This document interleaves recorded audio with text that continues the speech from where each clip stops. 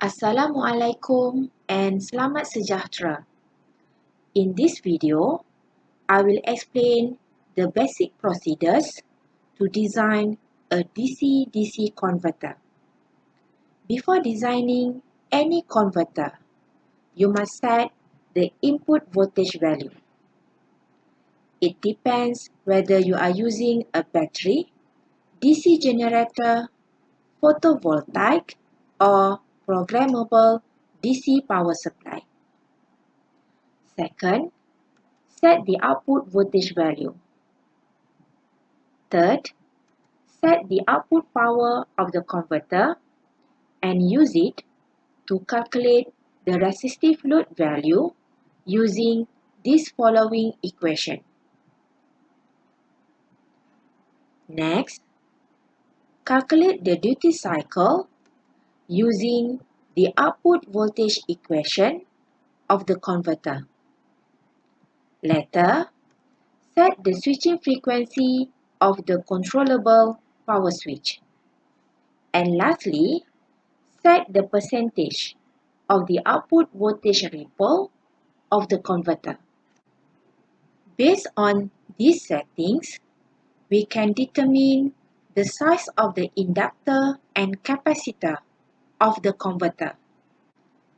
Before I show you how to design the inductor and capacitor, I want to explain about the ripple value of voltage and current waveforms in a DC-DC converter. Once again, I will simulate a buck converter circuit.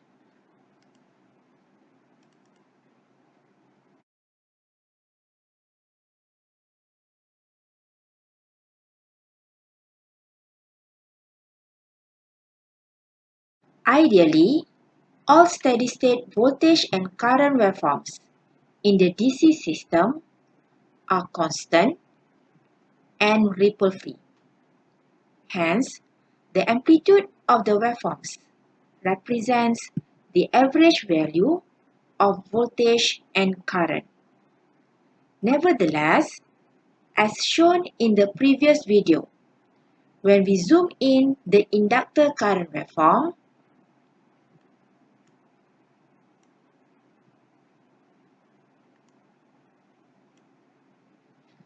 we can see the wave shape of the current is not actually constant and it consists of high ripple components.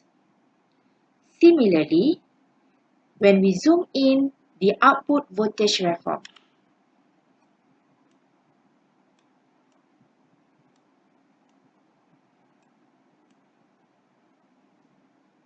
we can see the wave shape of the voltage also consists of ripple components.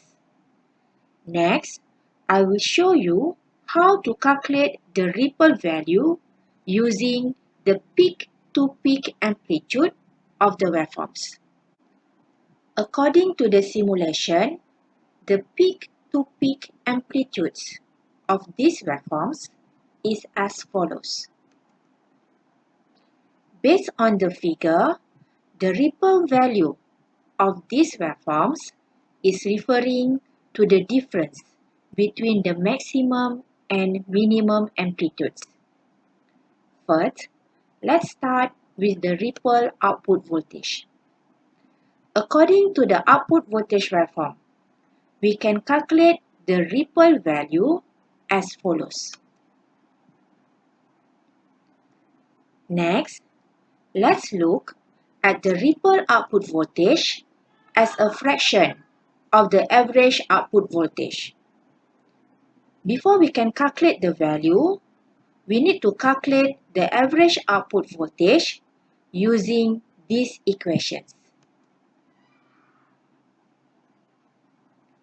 And eventually, the percentage of the ripple output voltage is equal to 0.5%.